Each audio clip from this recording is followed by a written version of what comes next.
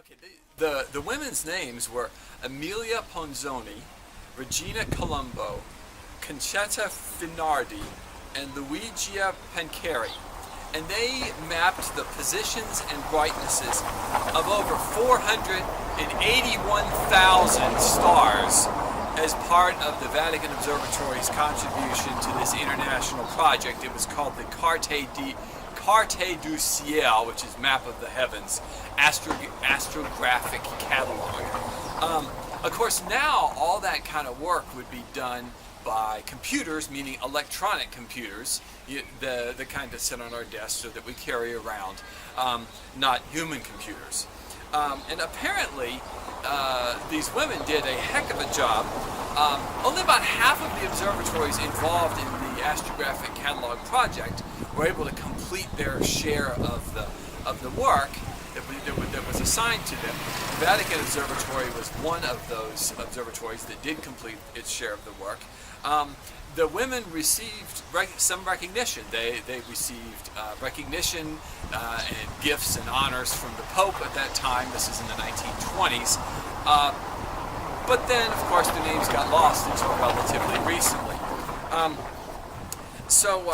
And the other thing you have to remember is there were lots of women working in these types of roles in observatories at that time, not just the Vatican Observatory women or the women working at Harvard Observatory like Henrietta Leavitt.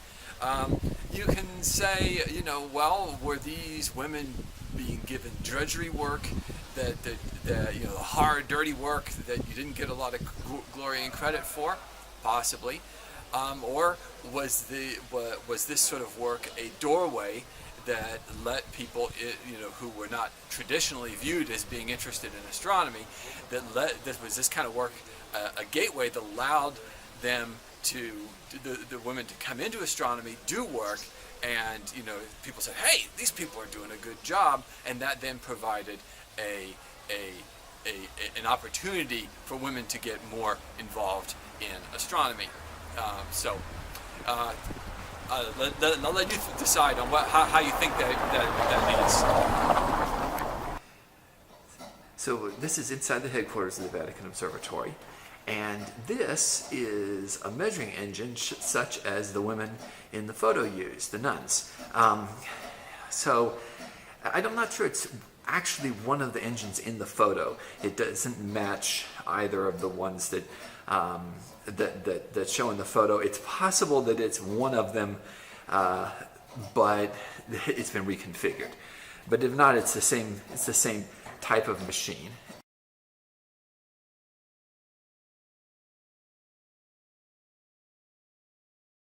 It has a wheel here. There's a wheel down there, but that's probably too dark to be able to be seen. So right in the center there, you would mount a photograph, probably a photograph on glass that then light would shine through, and then you could inspect the photograph really carefully using this eyepiece. And then there are dials that read off your data, your position data, from these here and here. There's probably others as well.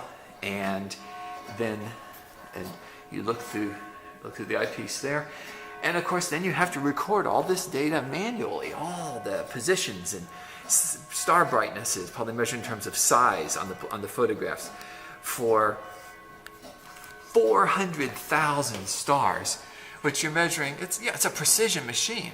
I'm sure it works really well, but you still have to do it all manually. Today, of course, you'd just take a digital photograph and then you'd put it in a computer, and the computer would do all the measurements for you. But before you had electronic computers, you had people computers, and a lot of those people computers were women. And here's a shot of the measuring engine with a little bit better light. So I can get the wheel there, and here, a little bit better lit. Hey students, so now I'm at the Vatican Observatory headquarters, and I'm in their library where they have a number of really old books. One of the things that they have is a copy of Riccioli's book that includes his map of the moon that gave us our modern naming system for the moon. So since I'm here, I thought I'd show it to you. Here we go. So this is his book. As you can see, it's big. It's full of lots of Latin. And even though it's 350 years old paper doesn't get crumbly, so it's in really good shape. And his moon maps, this is all the section on the moon. So here is the map of the moon without the names. There we go. And there's the map of the moon with the names. So there we are, Riccioli's Maps of the Moon. Hey students, making our way up to the Vatican Observatory's domes at the moment, and walking through the gardens here. I just want you to know that, this is a tough job. Somebody's got to do it, and want to know the extent that the suffering I go through for the sake of my students. Oh boy, they're gonna love that. Okay, students, now we're here up at the domes of a couple of telescopes on the Vatican Observatory. Well, the sun's pretty bright on that one. So this is inside the Vatican Observatory. This is the telescope that was used for mapping the heavens, and that the women were making measurements for. It's being restored.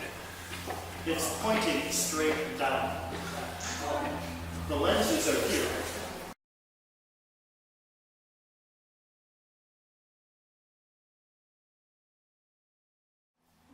And the eyepieces are up there, which is a shame because you can't see what the eyepieces look like. But you can imagine there are in fact two lenses here. One that originally had the eyepiece, and the other that had a holder for a photographic plate. Well, we don't use photographic plates anymore for a number of reasons. Most The dome is wooden. Like them anymore. It's all digital. It's all cameras. But let's open up. Yeah, let's open up the dome.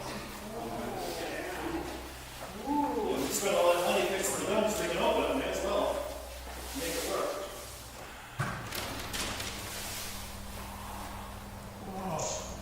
We have adapted the telescope so that the drive now works, runs electronically, so it will follow whatever objects are in the sky.